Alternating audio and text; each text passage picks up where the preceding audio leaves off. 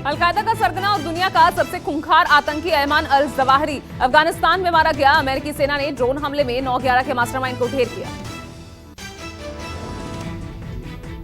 अमेरिकी राष्ट्रपति Joe Biden ने अल जवाहिरी के मारे जाने की पुष्टि की।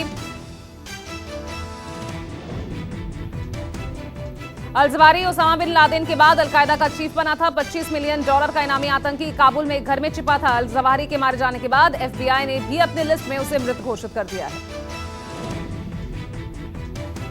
अल जवाहिरी के काम तमाम होने से अफगानिस्तान का तालिबान शासन तिलमिला गया है। तालिबान ने अलकायदा चीफ के मारे जाने की पुष्टि के बीच अमेरिकी कार्रवाई को अंतर्राष्ट्रीय कानून का उल्लंघन बताया।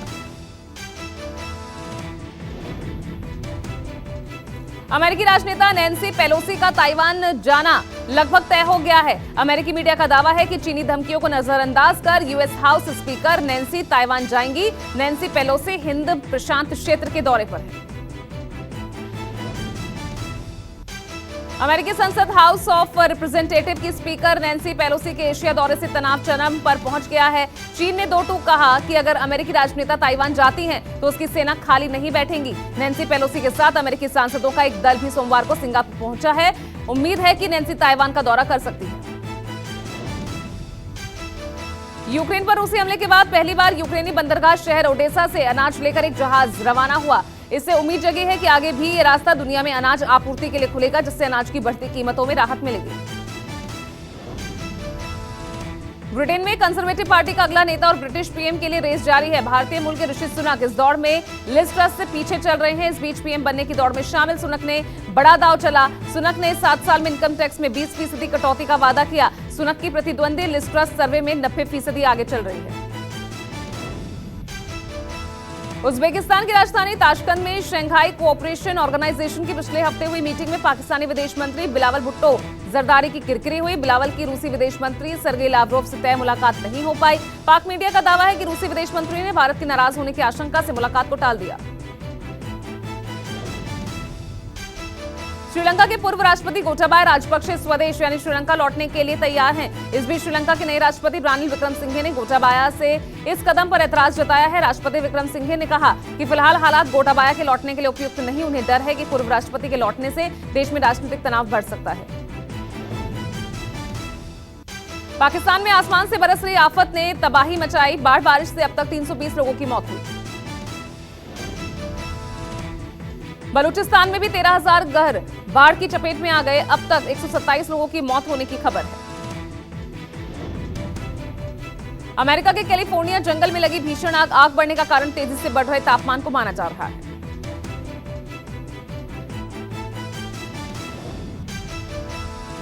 इंग्लैंड के बर्मिंघम में चल रहे कॉमनवेल्थ गेम्स के चौथे दिन भारत की झोली में 3 मेडल आए हैं। सोमवार को भारत ने जूडो में 2 और 1 मेडल, वेटलिफ्टिंग में भारत अब तक 9 पदक जीत चुका है।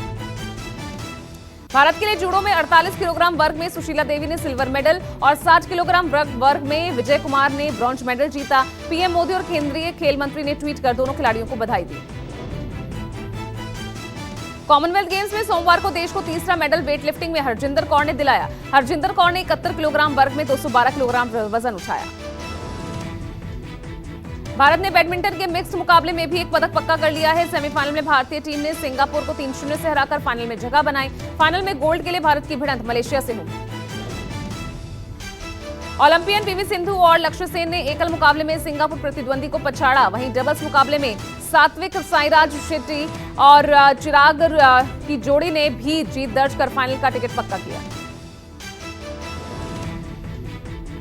लॉन बॉल में भी भारत का एक पदक कंफर्म हो गया है। सेमीफाइनल में भारतीय टीम ने न्यूजीलैंड को 16-13 से हराया। गोल्ड मेडल के लिए फाइनल में भारत की दक्षिण अफ्रीका से टक्कर होगी। कॉमनवेल्थ गेम्स में पुरुष हॉकी मुकाबले में भारतीय टीम जीत के करीब पहुंचकर चूक गई। एक समय 3-0 से आगे चल रही भारतीय टीम को इंग्लैंड के साथ 4-4 से मुकाबला ड्रॉ खेलना पड़ा। पिछड़ने के बाद इंग्लैंड की टीम ने शानदार वापसी करते हुए भारत को जीत से रोक दिया। स्क्वैश में भारत के सौरभ घोषाल सेमीफाइनल में पहुंचकर पदक की उम्मीद को उन्होंने बनाए रखा है। घोषाल ने क्वार्टर फाइनल में स्कॉटलैंड के ग्रेग लेबॉन को हराया है। कॉमनवेल्थ गेम्स में आज 5वें दिन भारतीय खिलाड़ी वेटलिफ्टिंग, बॉक्सिंग, लॉन बॉल में जलवा दिखाएंगे। लॉन बॉल फाइनल के अलावा महिला वेटलिफ्टिंग के भी 76 किलोग्राम वर्ग में पूनम यादव, 87 किलोग्राम वर्ग में नितेश कुमारा, पुरुषों के 96 किलो वर्ग में विकास ठाकुर पर पदक का दारोमदार होगा। राज्यसभा में आज दोपहर 2 बजे से महंगाई पर चर्चा होनी है। वित्त मंत्री निर्मला सीतारमण प्राइस हाइक पर विपक्षी सांसदों को जवाब देंगी। टीएमसी के डेरेक ओब्रायन और कांग्रेस के फूलोदेवी नेता सहित विपक्ष के 16 सांसदों ने नियम 176 के तहत महंगाई पर चर्चा के लिए नोटिस दिया है। सोमवार को लोकसभा में महंगाई पर चर्चा के दौरान सत्ता पक्ष और विपक्ष के बीच तीखी नोकझोंक हुई। वित्त मंत्री ने विपक्षी दलों पर आंकड़ों और तथ्यों के बजाय महंगाई पर राजनीति से प्रेरित बयान देने के आरोप लगाए। अकाली दल के वरिष्ठ नेता और पूर्व केंद्रीय मंत्री हरसिमरत कौर बादल ने वित्त मंत्री सीतारमण के देश में महंगाई और मुद्रास्फीति की डर न होने संबंधी बयान को हास्यास्पद बताया। बीजेपी संसदीय दल की आज सुबह 9:30 बजे अहम बैठक होगी। पीएम मोदी और शाह की मौजूदगी में होने वाली इस बैठक में संसद में जारी गतिरोध सहित कई अहम मुद्दों पर चर्चा होगी। बैठक संसद परिसर के बाल योगी हॉल में होगी। महाराष्ट्र के सीएम एकनाथ शिंदे आज पहली बार एनसीपी प्रमुख शरद पवार के गढ़ में गरजेंगे। सीएम शिंदे पुणे जिले के सासवड़ में एक जनसभा को संबोधित करेंगे। सासवड़ बारामती लोकसभा क्षेत्र का हिस्सा है, जिसे पवार का गढ़ समझा जाता है। शिवसेना नेता और पूर्व मंत्री आदित्य ठाकरे आज कोल्हापुर में एक जनसभा को संबोधित करेंगे। प्रदेश में उद्धव ठाकरे सरकार के गिरने के बाद आदित्य शिवसेना को एक नए सिरे से एकजुट करने के अभियान में जुटे हैं। महाराष्ट्र के मुख्यमंत्री एकनाथ शिंदे और डिप्टी सीएम देवेंद्र फडणवीस ने सोमवार को संघ प्रमुख मोहन भागवत से मुलाकात की। मुंबई में हुई इस मुलाकात को शिष्टाचार भेंट बताया गया। दोनों नेताओं ने संघ प्रमुख से आशीर्वाद लेने की बात कही। मोहन भागवत से मुलाकात को मुख्यमंत्री एकनाथ शिंदे ने गैर राजनीतिक मुलाकात बताया। राज्य के डिप्टी सीएम और बीजेपी नेता देवेंद्र फडणवीस ने कहा, संघ प्रमुख हमें साथ चले और बेहतर काम करने को लेकर उन्होंने हमें प्रेरित किया।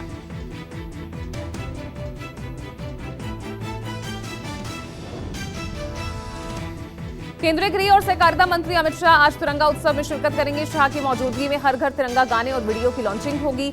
संस्कृति मंत्रालय राष्ट्रीय ध्वज के डिजाइनर पिंगली वेंकैया की 146वीं जयंती के मौके पर इस कार्यक्रम का आयोजन किया जा रहा है। केंद्रीय गृह एवं सहकारिता मंत्री अमित शाह कल तिरंगा उत्सव में भाग लेंगे। हर घर तिरंगा गान और वीडियो लॉन्च भी किया जाएगा। पीएम मोदी पिंगली वेंकैया के सम्मान में एक डाक टिकट भी जारी करेंगे। पिंगली वेंकैया के परिवार को भी इस मौके पर सम्मानित किया जाएगा। तिरंगा उत्सव में हर घर तिरंगा सॉन्ग वीडियो लॉन्चिंग के मौके पर संगीतमय प्रस्तुति भी होगी। कैलाश खेर, कैलासा, हर्षदीप कौर और डॉक्टर रागिनी मक्खर जैसे कलाकार लाइव प्रस्तुति देंगे। आजादी के 75 साल पूरे होने पर केंद्र सरकार हर घर तिरंगा अभियान चला रही है। तिरंगा यात्रा 3 अगस्त को दिल्ली में आयोजित की जाएगी। मछलीपत्तनम में 2 अगस्त 1876 में जन्मे पिंगली की डिजाइन के राष्ट्रीय ध्वज को 1921 में राष्ट्रपिता महात्मा गांधी ने स्वीकृति दी थी। झारखंड विधानसभा में सोमवार को जमकर हंगामा और नारेबाजी हुई। राज्य को बगैर चर्चा सूखाग्रस्त घोषित किए जाने की मांग को लेकर बीजेपी विधायकों ने वेल में आकर नारेबाजी की। बीजेपी के हंगामे पर विधानसभा अध्यक्ष रविंद्रनाथ महतो ने कड़ी नाराजगी जाहिर की। लखनऊ में समाजवादी पार्टी के नेता रामगोपाल यादव ने सोमवार को यूपी सीएम योगी से मुलाकात की। मुख्यमंत्री योगी आदित्यनाथ के 5 कालिदास मार्ग स्थित आवास पर दोनों नेताओं के बीच लगभग 22 मिनट बातचीत हुई। सपा सांसद रामगोपाल यादव और मुख्यमंत्री योगी आदित्यनाथ के बीच हुई मुलाकात को लेकर समाजवादी पार्टी ने ट्वीट किया। सपा ने दावा किया कि रामगोपाल यादव ने प्रदेश में पिछड़ों मुसलमानों के खिलाफ एक तरफा दर्ज हो रहे फर्जी मुकदमों को लेकर बातचीत की। दिल्ली सीएम केजरीवाल को सिंगापुर यात्रा की इजाजत न दिए जाने को लेकर आप नेता कैलाश गहलोत ने सवाल उठाते हुए दिल्ली हाईकोर्ट का रुख किया है। सोमवार को हाईकोर्ट में याचिका दायर कर परिवहन मंत्री ने निर्वाचित सदस्यों की विदेश यात्रा को लेकर व्यापक गाइडलाइन बनाने की मांग की। राजस्थान के टोंक में कांवड़ यात्रा के रूट बदले जाने से नाराज कांवड़ियों ने इस साल कांवड़ यात्रा ही स्थगित करने का फैसला किया। प्रशासन का कहना है कि कांवड़ियों को बाईपास होकर नया रूट दिया गया था, लेकिन कांवड़िए पुराने रूट से ही यात्रा की इजाजत की मांग कर रहे थे। टोंक के मुस्लिम बाहुल्य मालपुरा इलाके से कांवड़ यात्रा गुजरने पर तनाव की आशंका बनी रहती थी, जिसकी वजह से गहलोत सरकार ने कांवड़ यात्रा के लिए नया रूट दिया था। रूट बदलाव को विपक्ष गहलोत सरकार की तुष्टीकरण बता रहा है। राजस्थान सरकार के मंत्री प्रताप सिंह खाचरियावास ने कांवड़ यात्रा की आड़ में बीजेपी पर सांप्रदायिक माहौल खराब करने का आरोप लगाया।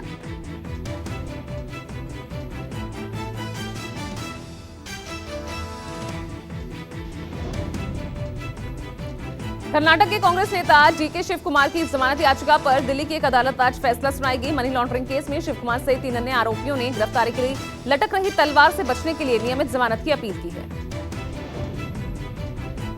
मुंबई के पूर्व पुलिस कमिश्नर संजय पांडे ने दिल्ली हाईकोर्ट में जमानत याचिका दायर की है। संजय पांडे पर एनएससी कर्मचारियों के फोन टैपिंग कराने का आरोप है। सुनैना शर्मा की स्पेशल बेंच इस मामले की सुनवाई करेगी। सुप्रीम कोर्ट में नीट पीजी दाखिले में आर्थिक रूप से कमजोर वर्ग के लिए तय 8 लाख आय सीमा पर आज अहम सुनवाई होगी। ईडब्ल्यूएस को 10% आरक्षण और उनके लिए तय आय सीमा को चुनौती दी गई है। 19 मई को हुई पिछली सुनवाई में कोर्ट ने कहा था कि गर्मी की छुट्टियों के दौरान इस पर सुनवाई संभव नहीं। सुप्रीम कोर्ट आज झारखंड के डीजीपी नीरज सिन्हा के खिलाफ एक अवमानना याचिका पर सुनवाई करेगा। सिन्हा पर आरोप है कि वो 31 जनवरी को सेवानिवृत्त हो जाने के बाद भी राज्य में पुलिस के शीर्ष पद पर अवैध रूप से काबिज हैं। अवमानना याचिका में झारखंड सरकार को भी एक प्रतिवादी बनाया गया है। 2008 के मालेगांव बॉम्ब ब्लास्ट में इस्तेमाल हुई बाइक को आज कोर्ट में पेश किया जा सकता है। मुंबई की एनआईए कोर्ट में बाइक चेसिस नंबर खोजने वाले फोरेंसिक अधिकारी की गवाही होनी है। 29 सितंबर 2008 में मालेगांव धमाके में 6 लोगों की मौत हुई थी। दिल्ली में सोमवार को कोरोना के 822 नए मरीज मिले। पिछले 24 घंटों में 2 लोगों की कोविड से मौत हुई है। 1055 लोग कोरोना से रिकवर हुए। राजधानी दिल्ली में मंकी पॉक्स का एक और मरीज मिला। 35 साल का ये शख्स नाइजीरिया का है, लेकिन फिलहाल दिल्ली में रहता है। दिल्ली में मंकी पॉक्स वायरस का दूसरा मामला। देश में इससे पहले मंकी पॉक्स की कुल 5 केसेस की पुष्टि हो चुकी है, जिसमें से एक मरीज की मौत भी हो चुकी है। मंकी पॉक्स के बढ़ते केसेस पर स्वास्थ्य विशेषज्ञों ने चिंता जाहिर की। उनका कहना है कि बीमारी को रोकने के लिए सरकार और स्वास्थ्य महकमे को विशेष अभियान शुरू कर देना चाहिए।